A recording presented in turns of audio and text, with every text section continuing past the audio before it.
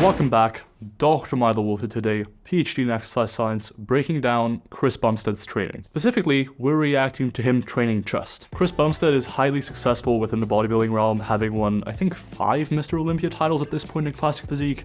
So, jack dude, handsome as well, very popular. I'm pretty sure the only bodybuilder more popular than him at this point is Arnold Schwarzenegger, and I think he got popular not quite as much off bodybuilding, but more so off of other pursuits as well. So, in a league of his own as far as popularity goes and as far as competitive success. But what I wanted to do is react to his training technique from an exercise science perspective. Without further ado, let's react to him training chest.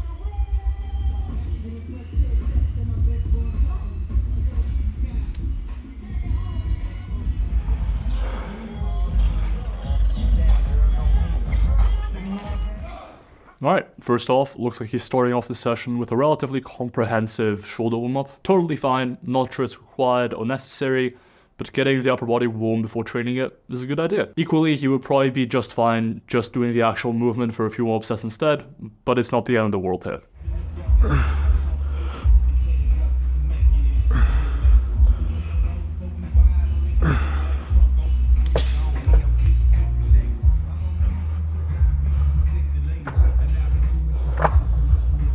Getting real old. I feel like when it rains, I can feel it in my joints now, which is a sign that I'm turning into my father.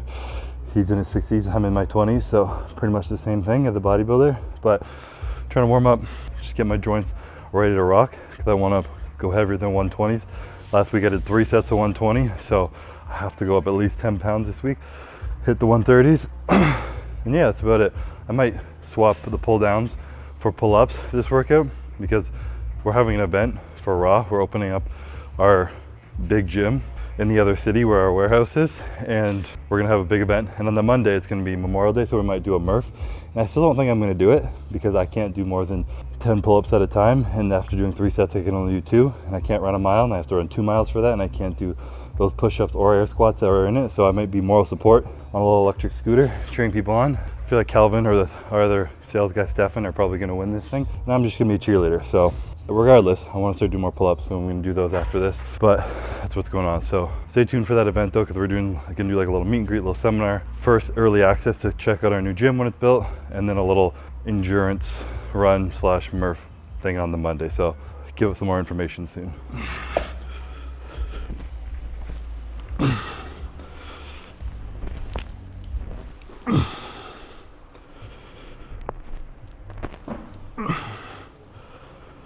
So, looks like he's starting off the session with some slight incline dumbbell bench pressing. Great variation for building the upper chest and the chest in general. In fact, the only study we have comparing the incline press to the flat press and measuring chest growth by Chavez and colleagues has found similar lower chest growth from a 45-degree incline press, but greater upper chest growth from a 45-degree incline press compared to a flat bench press. And so, all else being equal, I would probably pick an incline press over a flat press if I had to pick one exercise for building the chest. Initially, I was a bit skeptical about him starting the session with the variation of neutral to normal dumbbell pressing. It just seemed a bit gimmicky unnecessarily, but it looks like that was just a warm-up to get his joints feeling better or what have you. So, totally fine. Great choice for first exercise. Let's roll.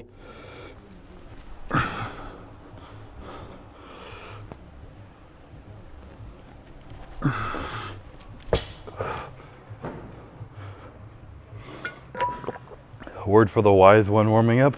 Most people tear when they're getting heavy and they're trying to like tear a muscle when they're trying to muscle up the weight, so they get down here and then they get that little jolt where you like relax your muscle to get deeper and then you explode out. So when I'm warming up, I try and do like pause reps. I really lower it down and I let it pause in the stretch so it sinks down, and then I press from there just so that part of my muscle is actually warmed up in the stretch position. the heavier you go, the more it's gonna naturally stretch you down, the more likely you're gonna fuck your shit up. So warm up slowly, don't just like rep out. I see a lot of people warming up and they just rep really quick. Slow down your warm ups even more than your working sets. Don't hurt yourself, because we're all getting old. Glory days. Oh wow. With the 17 one? I agree. By and large, I think warming up in the same range of motion as you're going to be training through is a good thing.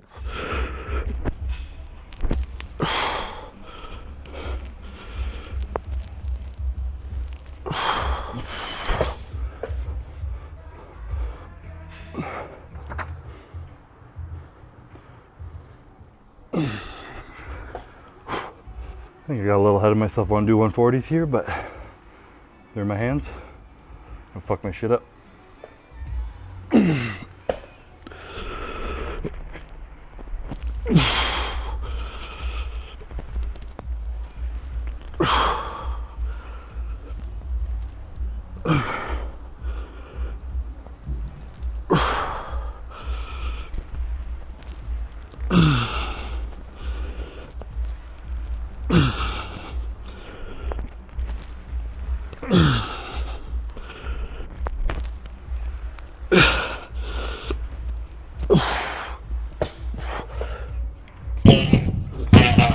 That was pretty solid. I liked his technique on the warm-up sets a little bit more when he was pausing in the very lengthened position. It was basically perfect technique at that point. With the 140s, I respect the fact they're 140s. That's like 63 kilograms or something ridiculous like that. But I think his technique is really solid, minus the fact that he now stopped doing the pause. But it's, you know, the eccentric duration's perfect. He's being pretty explosive out of that bottom position. He was even pausing the warm-up sets. So as far as technique goes, this is like a 9 to a 10 out of 10. Beautiful. That was proof I was being a little bitch last week. 120s were hard. Can't do 140s again, but I got 8 reps, so that counts.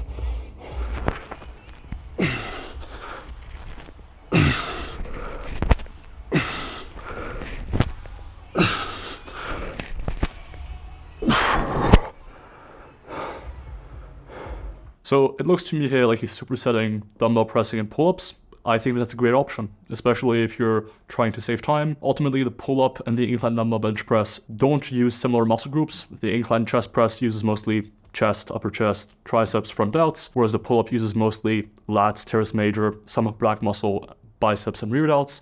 So the overlap in terms of musculature is minimal, which makes the two exercises pretty well suited to supersetting. You do a set of 1, you rest for a little bit, you do a set of pull-ups, you rest for a little bit, you go back to the incline chest press, rest for a little bit, and repeat. And this is a technique called the antagonistic paired superset. Made a whole video on that here. Essentially allows you to get more volume in less time, likely being a good option for hypertrophy, especially for those who are busy. And I personally use antagonistic paired supersets in a bunch of my training, and it's awesome to see someone like Chris, who's highly successful, using this technique as well.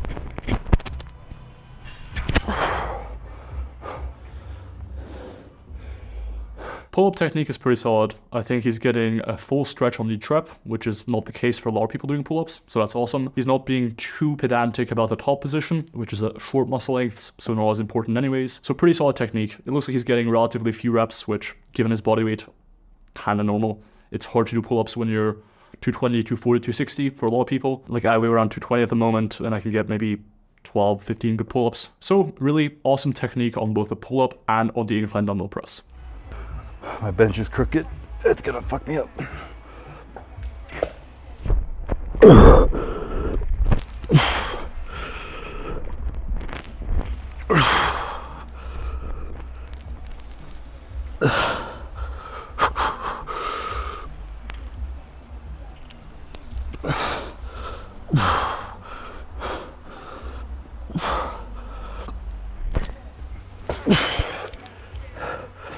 That was 10 out of 10 progress from last week, or 2 weeks ago, whenever the fuck that last chest workout we filmed was. Probably 2 weeks ago actually, is how slow we were moving traveling. But the beauty of taking a lot of time off and feeling weak at the beginning is every week your strength just comes back so quick. Like at the end of last year's off season, I was repping 150s easy. Last week I was only doing 120s, touched the 140s for one set right now. It's slowly all coming back. So try not to kill myself too much. So I did one heavy set at 140s, dropped back down to 130s, focusing on really controlled reps. So I'm actually building proper strength throughout the whole range. Feeling good. So maybe I actually will. Last year I was like, I'm not gonna need heavier than 150s, but I would love to have to need them. So maybe I'll hit up Dorian and be like, yo, I need some 170s, 160s, work my way up to 200s. Probably not. Yeah, just awesome overall technique. I like the superset. So far, we're looking really good. And I also like the emphasis he's putting on controlling the reps. I think having that relatively slow eccentric of about 2 to 3 seconds, it looks like, it's awesome. All right, next movement, doing a T-bar row. I love doing these machine ones. This gym Leco one too is pretty fire. So I'm gonna keep doing the same kind of concept. Still trying to get strong as fuck right now and lift some serious weight, but with controlled form. It's cool when you really like start an off-season or a strength building program with perfect form rather than just like trying to like throw the weight off you, fucking everything up. You actually realize you get stronger more efficiently, you feel better, stronger, everything, and your weights will keep progressively moving without injury as well, which is always nice. So that's the goal this year. I always try and keep my form pretty damn tight, but I have to reiterate that out loud to you guys to force it to myself to do it because it builds a better physique, less injuries, get stronger, all the benefits in the world. So starting off with that now, control the negative, doing a wide grip here, really focus on my mid back. So I'm a little bit further down the pad rather than over top. Feet on the ground and pull away.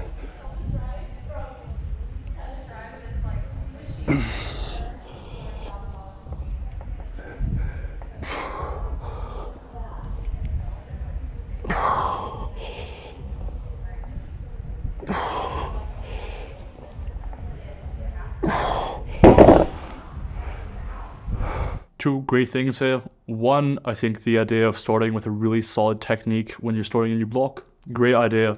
Just sets a good precedent when it comes to progressing weight week to week. Make sure you're not increasing weight to the point of having technique breakdown from the get-go. If you establish a realistic working weight at the start of your block using good technique, it just makes the rest of the block a lot easier. Regarding his technique here on T-bar rows, he's getting an awesome stretch at the bottom of each rep, which is good for hypertrophy, controlled eccentric, pretty explosive concentric phase. He's not cheating the weight up with any other muscle groups or joints. The one thing I'm not crazy about is pausing at the very top of the rep. Ultimately, that's making him spend more time at short muscle lengths, which I personally think is not ideal for hypertrophy. But even the exercise choice, the chest support T-bar row, if you remember my video on the best back exercise, I do think it's one of the best choices there is for upper back growth on account of being chest supported, so minimizing fatigue, being difficult to cheat, having a resistance curve that's biased towards the lengthened position. It's just great exercise overall.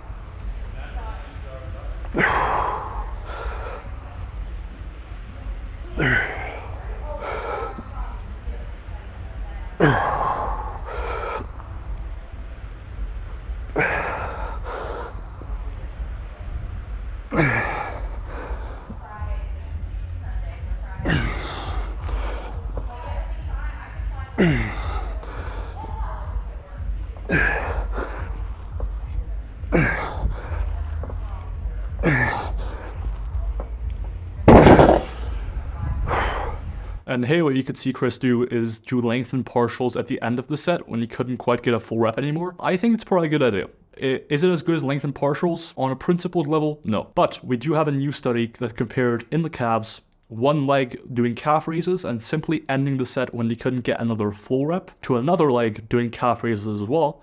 But in this case, doing full reps until he couldn't get another full rep, but extending the set with partials, kind of like Chris is doing here, doing just lengthened partials until he couldn't even get another lengthened partial. And from before the training intervention to after the training intervention, the leg that did the partials at the end as well grew about 50% more muscle. And so while this is one study, and it's the only study on the topic I'm aware of, it does lend credence to the idea that, hey, if you're doing a 4-range of motion set, you can do some partials at the end and probably see more hypertrophy. These findings are still unpublished, but those are the preliminary findings that you get courtesy of Wolf Coaching.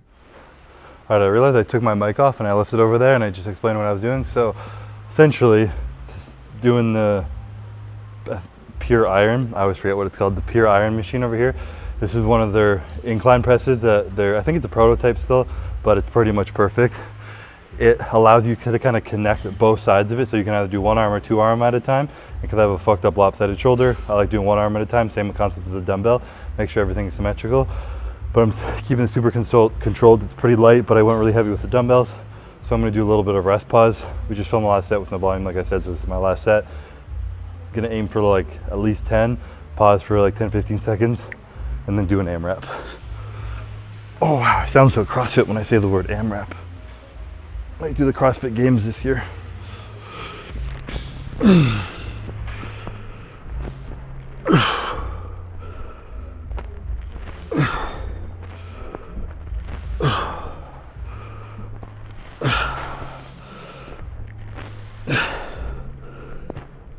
Oh, it's heavier than I thought.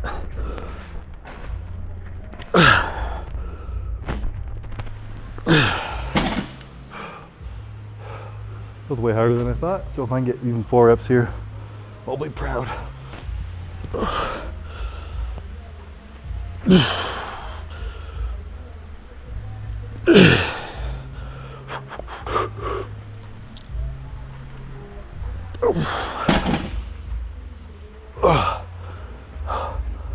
Alright, shit. That was tough. Awesome machine, it looks like. Let's get a deep stretch. I'm not trying to necessarily do another incline pressing variation after already having done one, just out of redundancy. I think the switch from pull-ups to chest-supported T-bar rows was really good. I think I would personally have rather seen some sort of flat pressing variation now. Technique here was really solid as well. Controlled the eccentric a little bit more as you reach the lengthened position, generally got a full stretch. The one thing I'd say is on the last rep, controlling the eccentric might have made the set a tiny bit better, but who knows. Overall, yet again, technique's really solid. All right, it's probably gonna be the last 2 movements. I'm gonna do like a semi-supinated grip here on this Panada machine. Same bullshit before, superset with some push-ups. Do some pull-ups at the beginning, push-ups at the end, and I'll never be able to do a Murph like that. So I'm just gonna keep pretending and not actually doing it.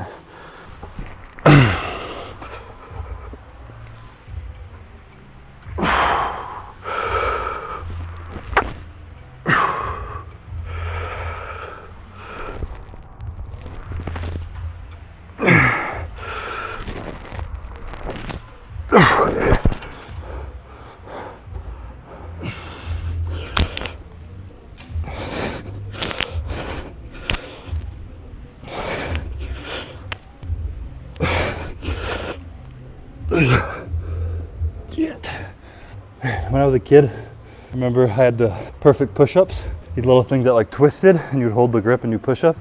And I could literally do like double clap push-ups and I felt so strong. Doing those in my basement, trying to work out. And here I am now, can bench like 300 pounds and I can do way less pull-ups, push-ups. Can't do clapping push-ups anymore. It's like I've digressed from 12-year-old cbum in his basement trying to be jacked. But those were the glory days. Yeah, a good superset there in the session. I think at this point you'll have gotten some heavier work in, some more moderate work in, and some lighter work in, which from a combining different rep ranges throughout the session perspective is really smart. He also is getting a flat pressing variation, quote unquote, in through the push-ups. I don't personally like the pull-down machine he's using that much, because it looks like the resistance curve is such that it's hardest at the shortened position. But overall, he's gotten some vertical pulling in, some horizontal pulling, he's gotten some incline pressing in, some flat pressing. As far as a chest and back session goes, and supersetting different exercises, really solid.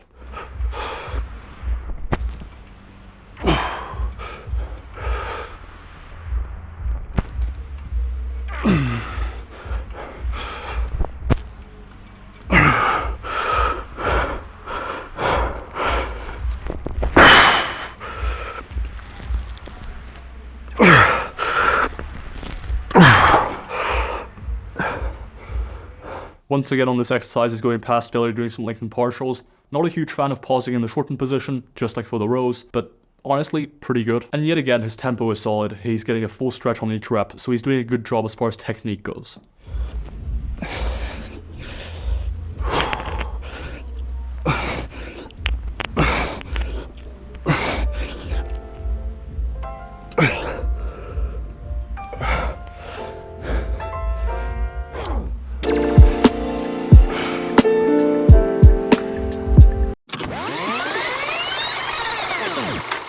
So, that was me reacting to Chris Bumstead's heavy chest and back session. Honestly, really impressed with technique. I'm personally not really someone who watches Chris Bumstead train. I know he's wildly popular, but There's relatively few YouTubers I actually watch nowadays, fitness related anyways, big watch guy, big coffee guy, big cooking guy, big photography guy, and all that stuff. But fitness, not so much. So, having not been familiarized with Chris's training before, I was really impressed with what I'm seeing here, really. If I had to give Chris a score here, I'd give it like an 8 or a 9 out of 10.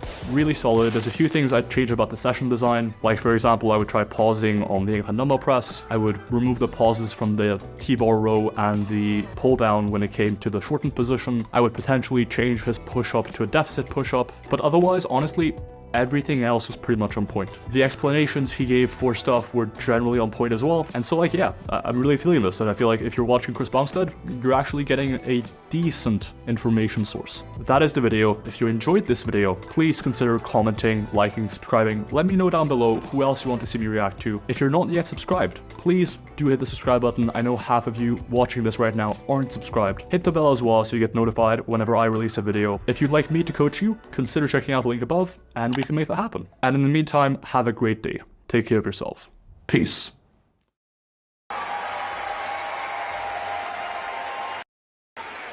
How's it feel? 6 times a charm. It feels absolutely amazing. 6 times now, that's crazy. I have to say thank you to my beautiful wife and mother of my child, Courtney. But way more importantly than that, I have to credit this win and give a huge thank you. And shout out to Dr. Milo Wolf for introducing me to lengthened partials. Not only did lengthened partials help me to add around 10% of additional muscle growth and single-handedly secure this win for me, but they've also changed my life for the better in so many ways that I can't even begin to describe. My health has improved, my finances have improved, I get so many more bitches now. Sorry, Courtney. So please search Wolf Coaching on YouTube and subscribe so you can change your life too.